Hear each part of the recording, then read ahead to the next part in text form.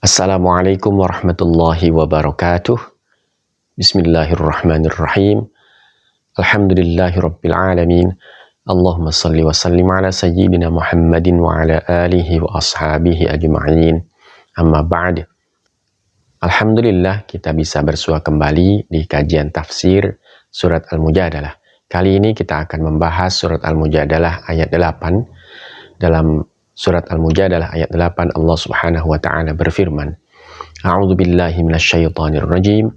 Alam tara ilal ladzina nuhu 'anil najwa thumma ya'uduna lima nuhu anhu wa yatanajawna bil itsmi wal 'udwani wa ma'siyatir rasul wa idza ja'uka hayyuka bima lam yuhayyika bihillah wa yaquluna fi anfusihim laula yu'adzibuna Allahu bima naqul hasbuhum jahannam yaslaunaha fabi'sal masir. Kaum muslimin rahimakumullah, kita akan bahas ayat ini sedikit demi sedikit atau potongan demi potongan. Potongan pertama berbunyi, Alam tara ilal ladzina nuhu 'anin najwa thumma ya'uduna lima nuhu anhu. Artinya, apakah engkau tidak memperhatikan orang-orang yang telah dilarang mengadakan pembicaraan rahasia, kemudian mereka kembali melakukan apa yang telah dilarang tersebut. Imam Al-Alusi dalam tafsirnya, yakni Ruhul Ma'ani, mengutip Ibnu Abbas menyatakan bahwa ayat ini turun berkaitan dengan perilaku orang-orang Yahudi dan orang-orang munafik yang berbisik-bisik atau mengadakan pembicaraan rahasia di antara mereka, bermain mata di antara mereka pada saat orang-orang mukmin lewat. Perilaku ini terus berulang dan bahkan menjadi-jadi sehingga Rasulullah Shallallahu Alaihi Wasallam melarang orang-orang Yahudi melakukan itu karena mereka juga termasuk golongan yang menandatangani Piagam Madinah. Sebagaimana kita ketahui bahwa di dalam Piagam Madinah dijelaskan setiap yang tinggal di Madinah harus rukun dan tidak menzalimi sesama penduduk Madinah. Namun demikian, setelah dilarang oleh Rasulullah Shallallahu Alaihi Wasallam, orang-orang Yahudi bukannya berhenti, tapi mereka mengulang kembali perbuatannya. Ibnu As-Sa'ib mengatakan bahwa pertanyaan yang membuka ayat 8 surat Al-Mujadalah, yakni Alam Tara, secara implisit memberikan kesan heran atas perilaku orang-orang Yahudi yang tidak mencerminkan sama sekali pihak yang ikut serta menandatangani Piagam Madinah. Heran di sini dalam arti mencela mereka. Dan pemilihan fi'il mudhari dalam kata tar menunjukkan berulangnya perilaku orang-orang Yahudi meskipun telah dilarang oleh Rasulullah Shallallahu Alaihi Wasallam melakukan pembicaraan rahasia atau bisik-bisik di hadapan kaum muslimin. Nah, setelah dilarang, mereka masih tetap mengulanginya. Kaum muslimin rahimakumullah, pendapat berbeda disampaikan oleh Asy-Syaikh Muhammad At-Tahir bin Ashur. Beliau menyebutkan pendapat berbeda terkait sababun nuzul ayat ini dalam tafsir At-Tahrir wa Tanwir. Beliau mengatakan, bila ayat ini turun bersama dua ayat setelahnya, serta satu ayat sebelum ayat ini sesuai urutannya sebagaimana disampaikan oleh Mujahid dan Qatadah, maka potongan ayat 8 yang berbunyi Nuhu 'anin najwa memberikan informasi bahwa sebelum turunnya ayat-ayat ini sudah ada larangan kepada orang-orang Yahudi melakukan pembicaraan rahasia atas orang-orang mukmin.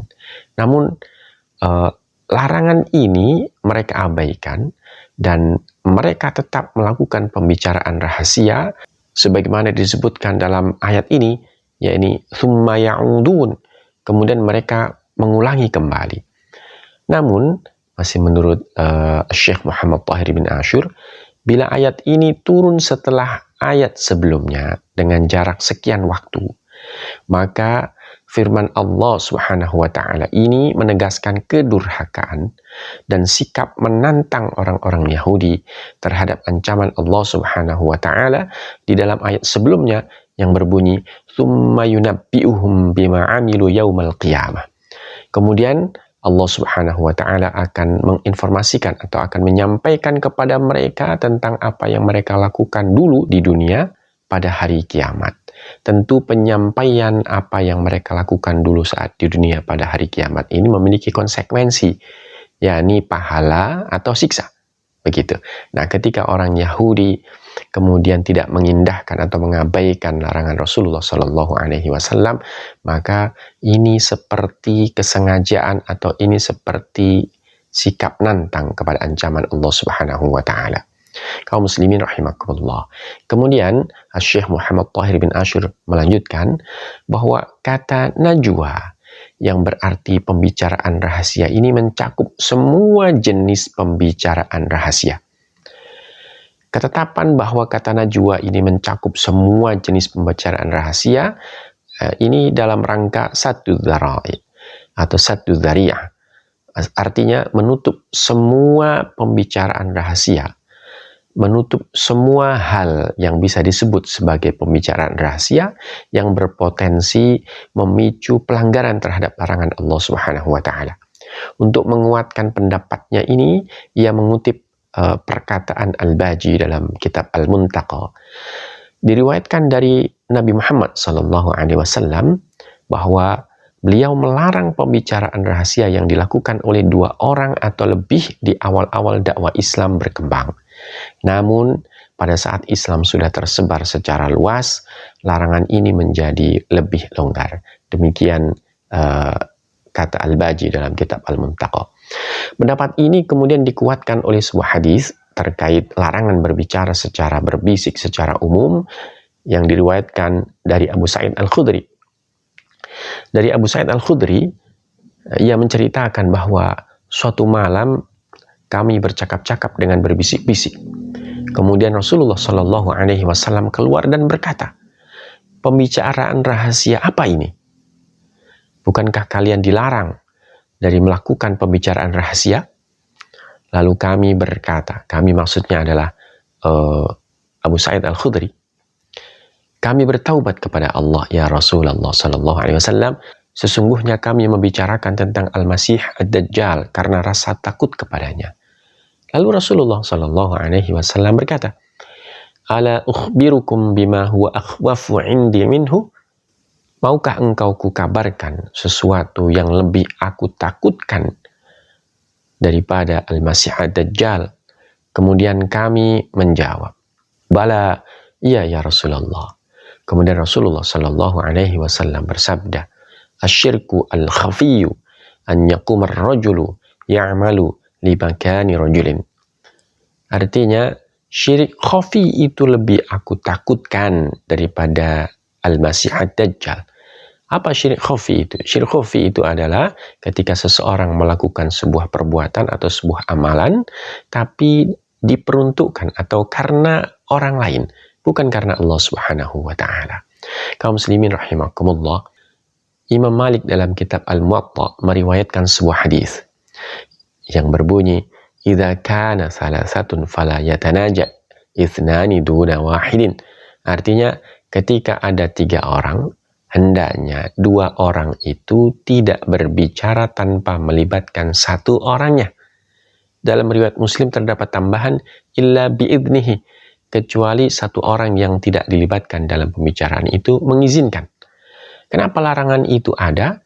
Fa inna dzalika yuhzinuhu, karena saat ia tidak dilibatkan dalam pembicaraan padahal mereka bertiga, maka itu akan membuatnya sedih.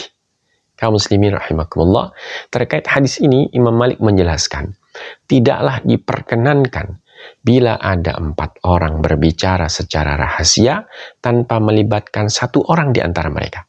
Demikian pula apabila ada sekelompok orang berbicara tanpa melibatkan kelompok lain, maka ini berhukum makruh menurut Imam Malik atau bisa menjadi haram. Berbeda dengan Imam Malik, Imam Nawawi memiliki pendapat yang berbeda. Mengacu kepada ijma', Imam Nawawi menjelaskan bahwa pembicaraan rahasia 1 kelompok di depan kelompok lainnya hukumnya boleh. Ibnu At-Tin berhujjah atas pendapat tersebut dengan hadis Ibnu Mas'ud yang datang kepada Nabi Muhammad SAW, yang saat itu beliau berada di tengah banyak orang, kemudian ia berbisik, maksudnya Ibnu Mas'ud ini berbisik secara rahasia menceritakan perilaku seorang Ansor yang menyampaikan ketidakpuasannya di belakang Rasulullah Sallallahu Alaihi Wasallam. Peristiwa ini terjadi saat Perang Hunain.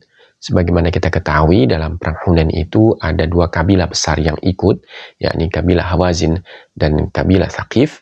Salah satu di antara pembesar dari kedua suku itu bernama Al-Aqra' bin Habis, kemudian satu lagi bernama Uyainah bin Hisn Al-Fazari.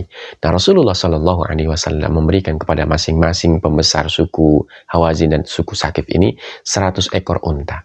Dan ini kemudian memicu ketidakpuasan dari salah satu sahabat Ansor yang kemudian menumpahkan kekecewaannya di belakang Rasulullah Shallallahu Alaihi Wasallam, dan akhirnya Rasulullah marah.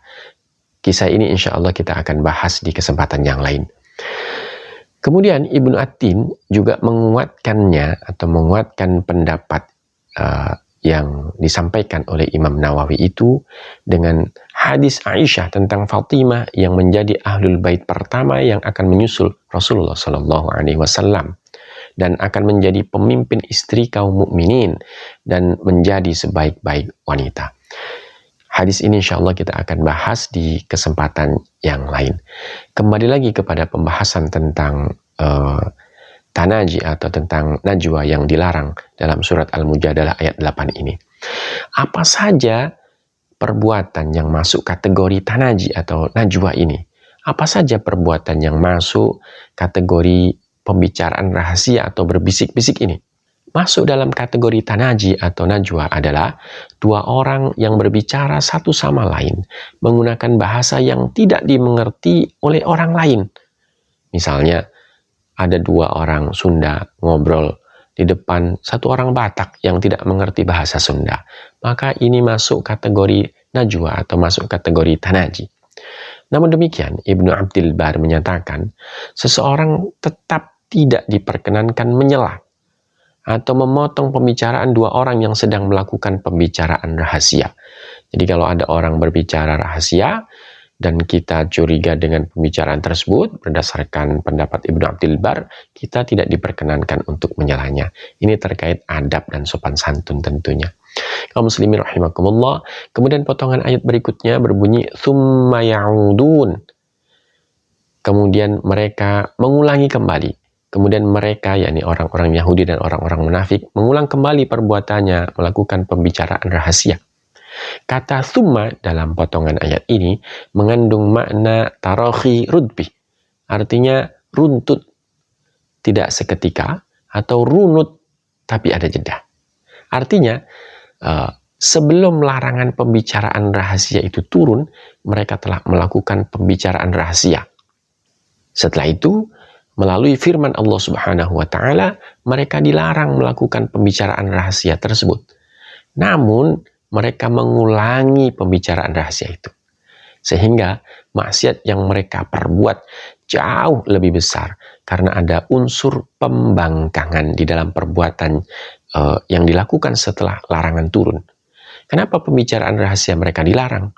Karena pembicaraan itu didasari oleh niat buruk kepada kaum muslimin, khususnya kepada Nabi Muhammad Sallallahu Alaihi Wasallam.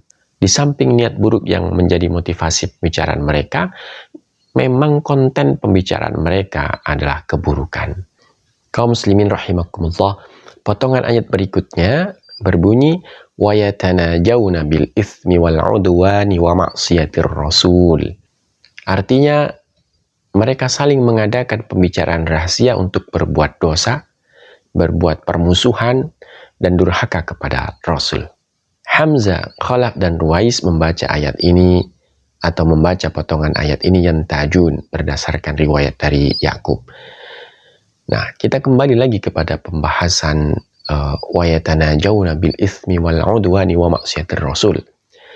Jadi mereka, yakni orang-orang Yahudi dan orang-orang munafik, melakukan pembicaraan rahasia untuk melakukan itsm, untuk melakukan udwan, untuk melakukan maksiatur rasul. Apa yang dimaksud dengan itsm? Itsm adalah penghinaan kepada kaum muslimin. Ism adalah perbuatan yang merupakan penghinaan kepada kaum muslimin berupa ucapan yang mencerminkan kekufuran mereka. Apa bentuk kekufuran mereka? Mereka mengabaikan larangan Allah Subhanahu wa taala. Mereka membenci kaum muslimin. Kemudian al-udwan. Apa maksud al-udwan? Al-udwan artinya adalah permusuhan. Maksud permusuhan di sini adalah perbuatan yang mereka lakukan atas kaum muslimin. Jadi mereka melakukan pembicaraan rahasia itu dalam rangka permusuhan kepada kaum muslimin. Yang berikutnya adalah maksiatir Rasul. Maksudnya adalah mereka tetap melakukan pembicaraan rahasia itu meskipun mereka telah dilarang oleh Rasulullah Sallallahu Alaihi Wasallam. Syekh Muhammad Tahir bin Ashur lebih condong terhadap salah satu pendapat Ibnu Abbas yang diriwayatkan oleh Ibnu Atiyah yang menyatakan bahwa ayat ini turun berkenaan dengan orang munafik, bukan berkenaan dengan orang Yahudi. Ini adalah pendapat Syekh Muhammad Tahir bin Ashur. Kaum muslimin rahimakumullah, kita tahu bahwa Ibnu Abbas menyampaikan ayat ini turun berkaitan dengan orang munafik dan orang Yahudi.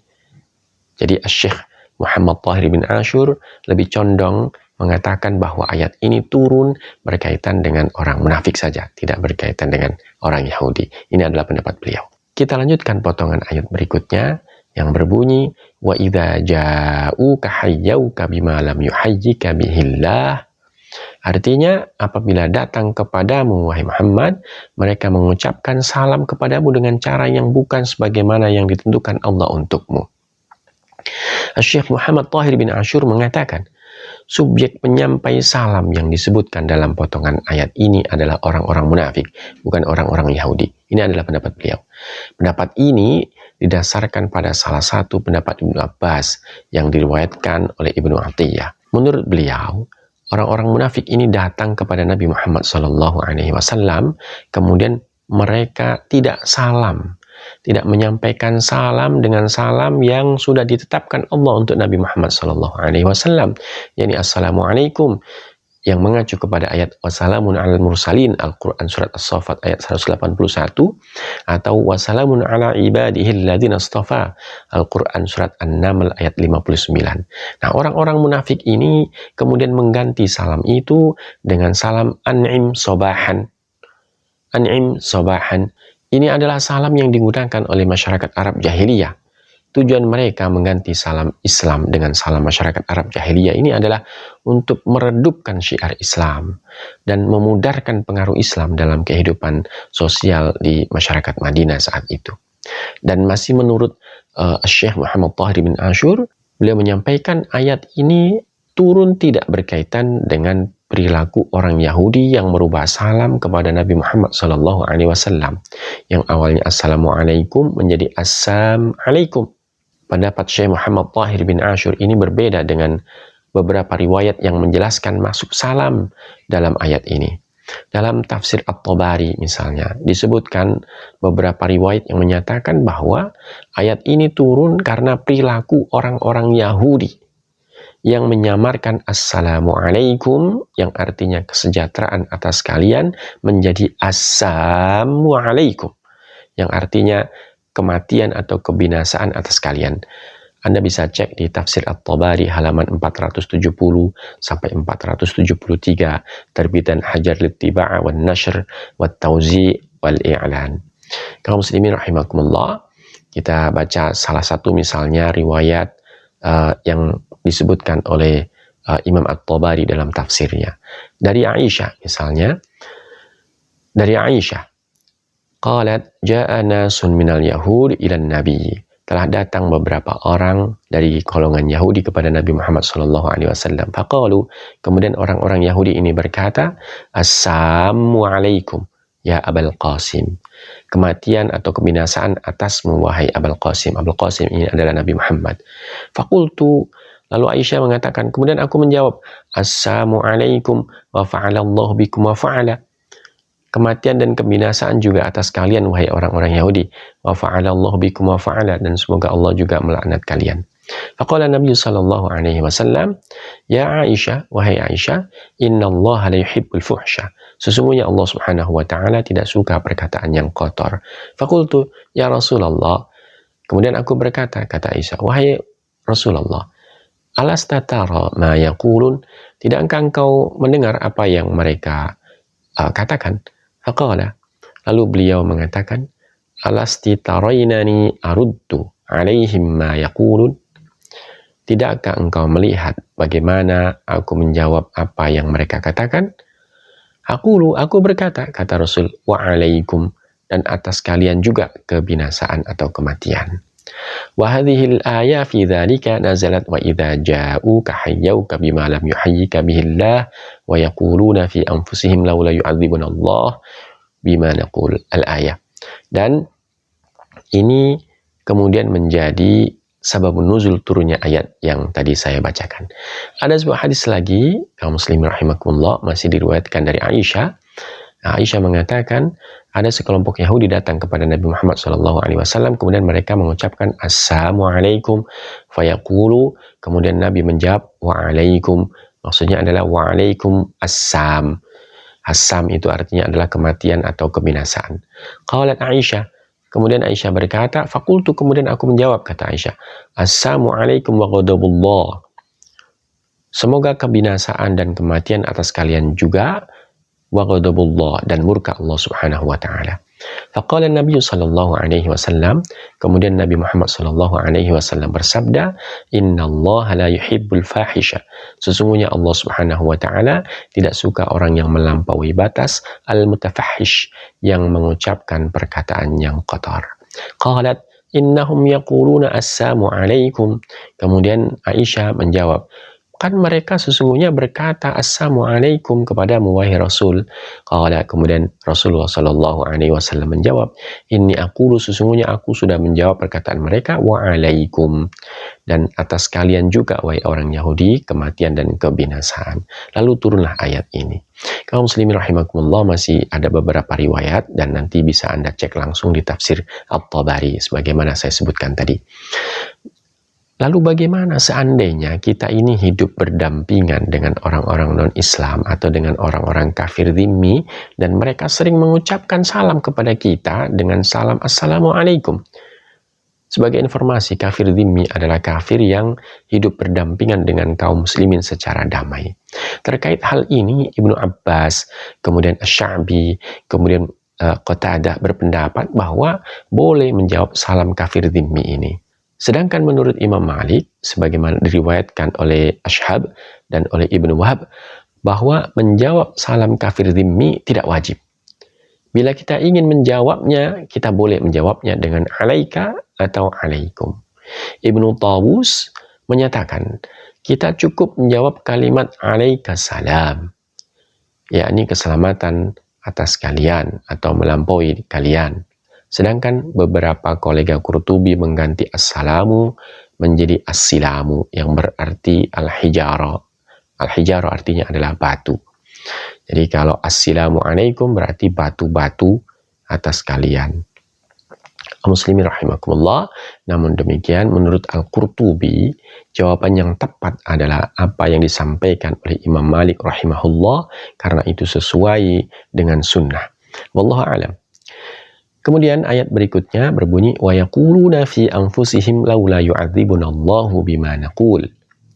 Mereka mengatakan dalam hati, mengapa Allah tidak menyiksa kita atas apa yang kita katakan?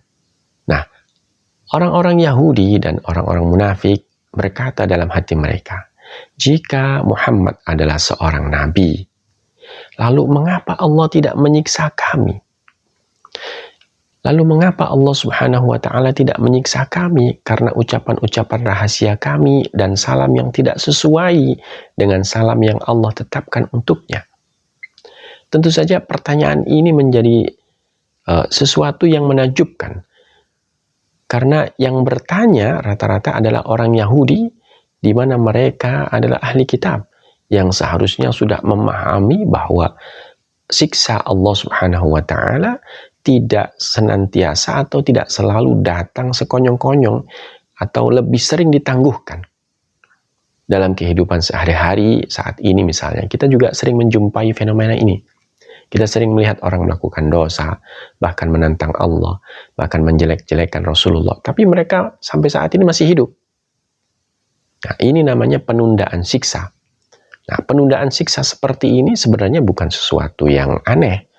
Karena dulu saat orang Yahudi menghina Nabi Muhammad SAW, Allah tidak langsung mengadab mereka. Allah Subhanahu wa Ta'ala menunda azab bagi mereka. Nah, kaum muslimin rahimakumullah, apa lanjutan ayatnya? Apa yang pantas untuk orang-orang yang menghina Rasulullah SAW dan kaum muslimin? Hasbuhum jahannam. Cukuplah bagi mereka neraka jahanam, yaslaunaha, yang akan mereka masuki. Fabi'sal masir, maka neraka itu seburuk-buruk tempat kembali. Kaum muslimin rahimakumullah, kita harus paham betul bahwa kehidupan dunia ini bukanlah tujuan kita. Semua yang kita lakukan di dunia ini akan dimintain pertanggungjawaban oleh Allah Subhanahu wa Ta'ala. Apapun yang dilakukan oleh mulut kita, oleh tangan kita, oleh tubuh kita, bahkan oleh hati kita, semuanya akan dihisab, semuanya akan disampaikan kepada kita di hari kiamat, dan semuanya akan berkonsekuensi. Semoga konsekuensi yang kita dapat di akhirat nanti adalah surga. Wallahu a'lam bishawab. Terima kasih atas perhatiannya. Jangan lupa share, like, subscribe. Assalamualaikum warahmatullahi wabarakatuh.